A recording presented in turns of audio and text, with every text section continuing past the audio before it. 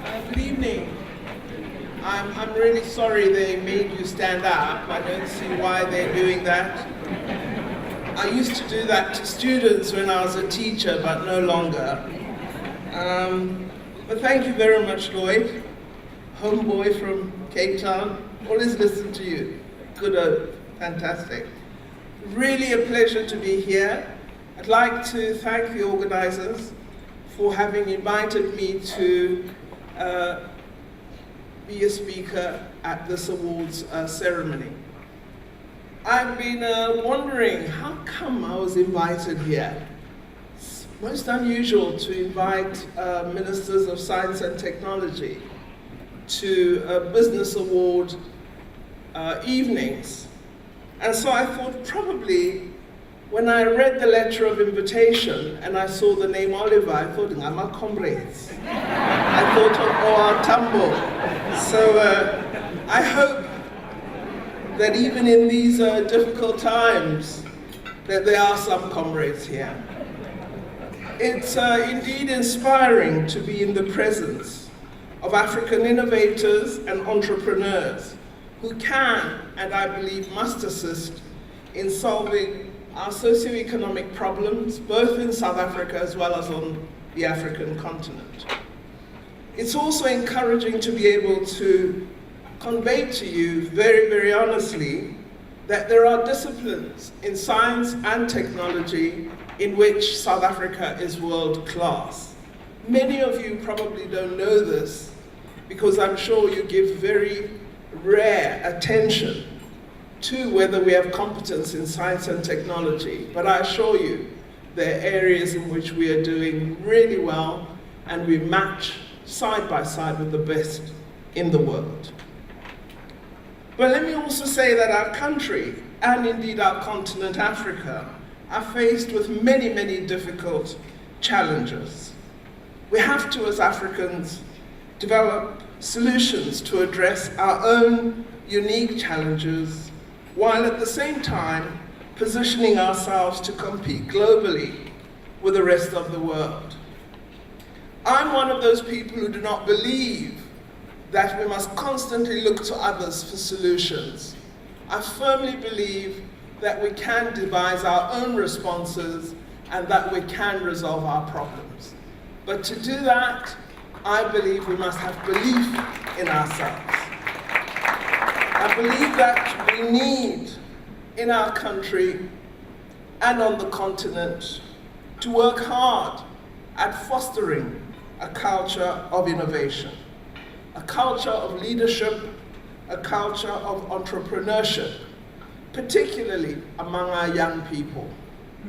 I've become convinced that this is a right objective to pursue after one day having a conversation with one of my sons and asking him, now that you're close to completing your degree, who do you intend to work for?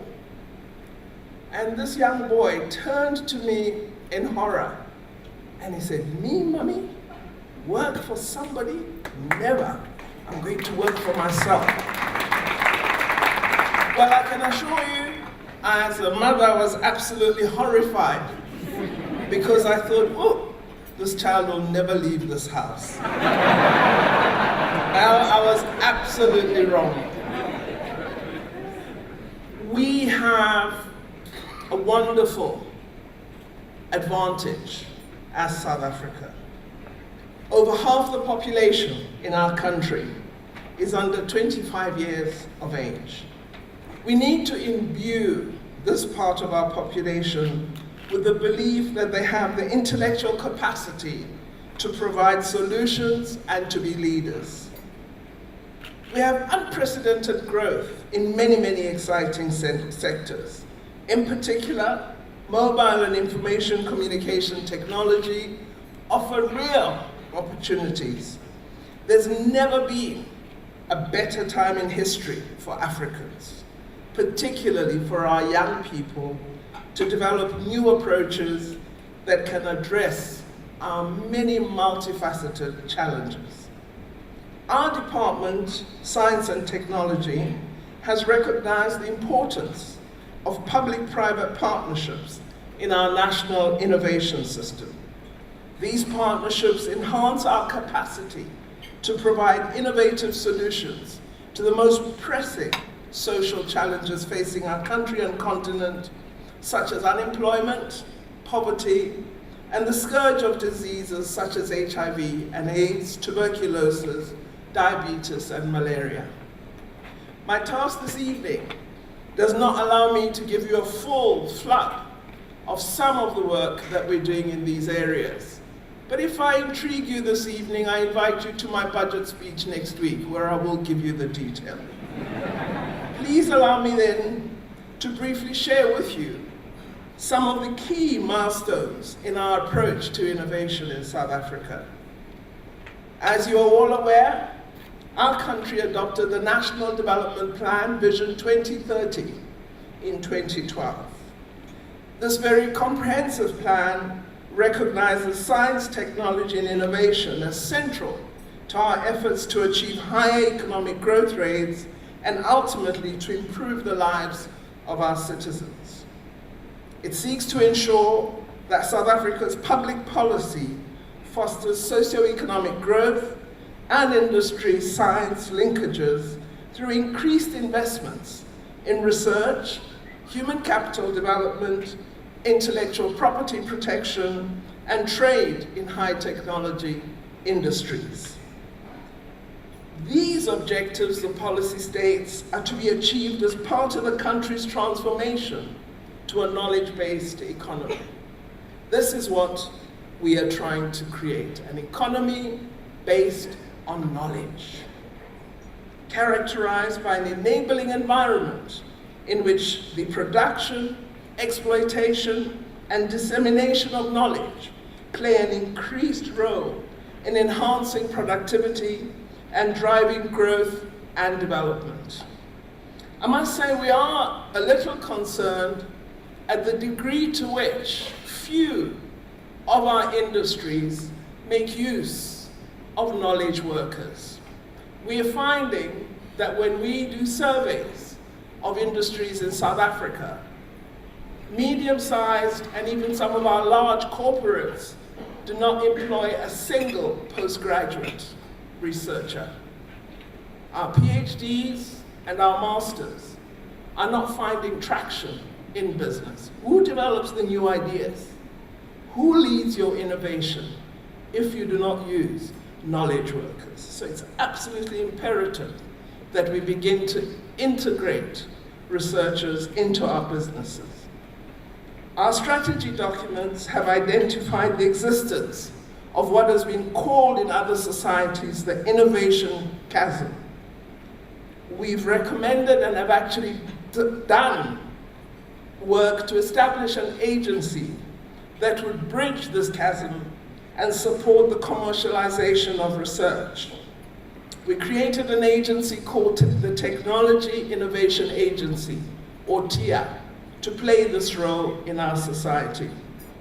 Its focus is to provide early and second stage funding combined with non-financial support, taking into account that existing financial institutions typically focus on late stage funding.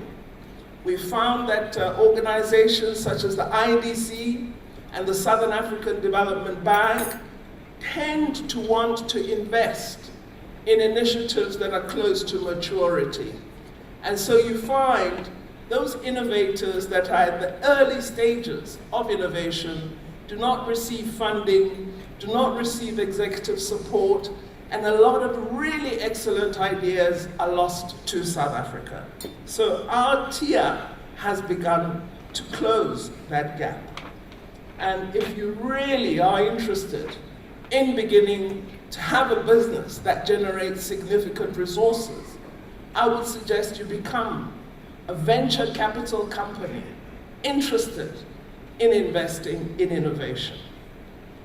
The agency has in the past few years been effectively repositioned as an agency whose funding instruments will enable innovators, entrepreneurs, and small and medium-sized social enterprises to commercialize their technology innovations.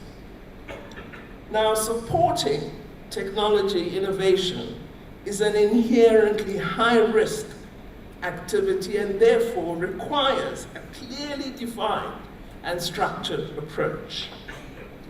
We have, through our experience of just 8 years with TIA, begun to gear ourselves through specific funds to address areas that we think are strategic for funding purposes.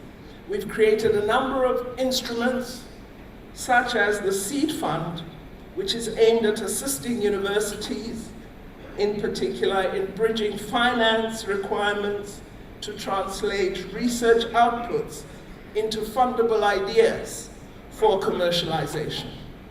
I mention universities this evening because they're a neglected sector to us, you, the industrialists. I was in the meeting with the Vice Chancellor of Cambridge University just a few weeks ago, and he shared with us that Cambridge University in its history has established 1,600 spin-off companies. We have universities in South Africa that haven't even spun off one, and it's because industry doesn't link with the knowledge workers. We need to really improve in that regard. We've also created a technology development fund, which is available to organizations, individual entrepreneurs, and small and medium-sized enterprises to advance technologies along the innovation value chain, and a commercialization support fund, which prepares innovators for follow-on funding. These are the innovators who are close to commercial stage.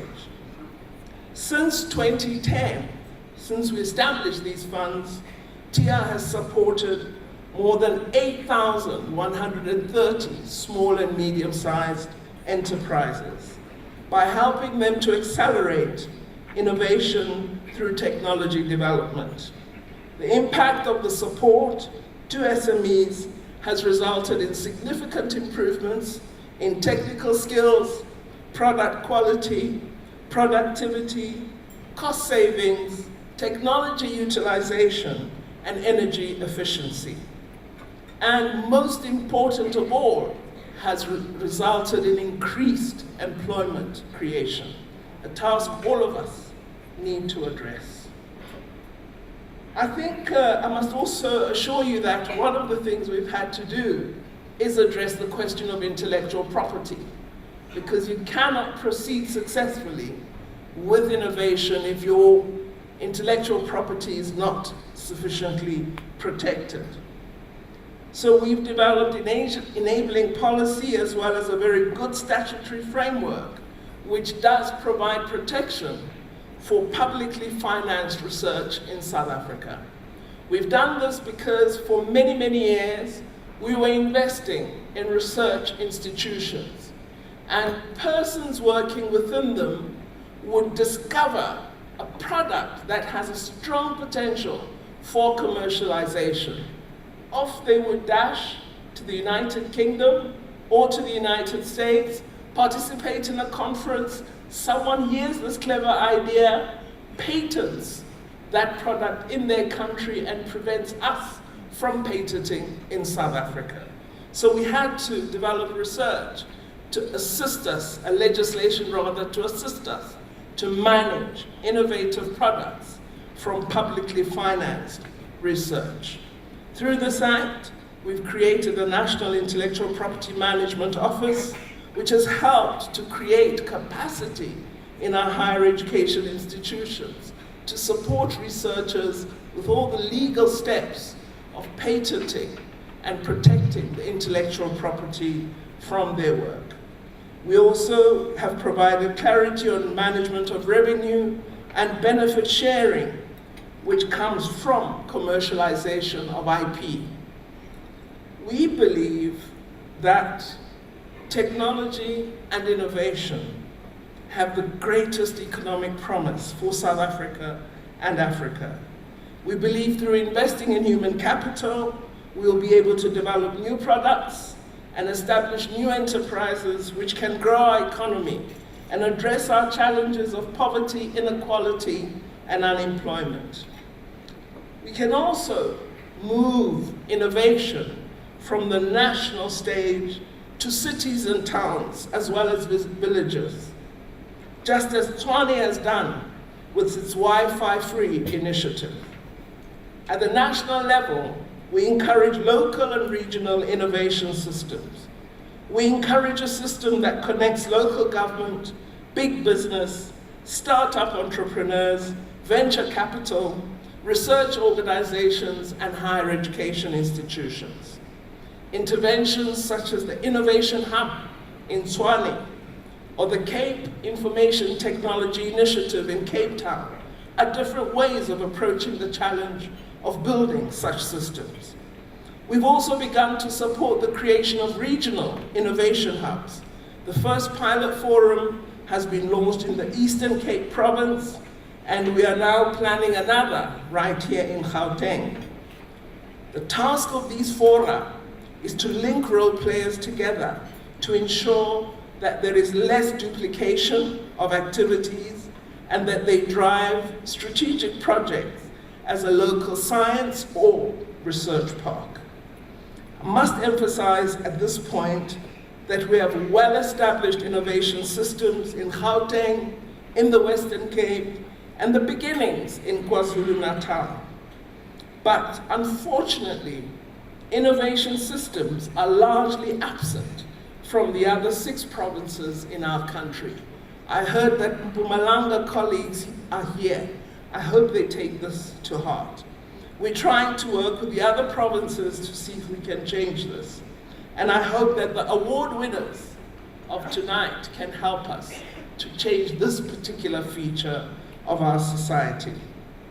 In final words, let me say that it is only through enhancing investment in higher level skills, advanced technology, and innovation that we will generate new ideas, new opportunities, new jobs, new forms of empowerment. And I want to conclude by saying, let us take the opportunities of science, technology, and innovation seriously and make a real difference in South Africa and on the African continent. Thank you very much.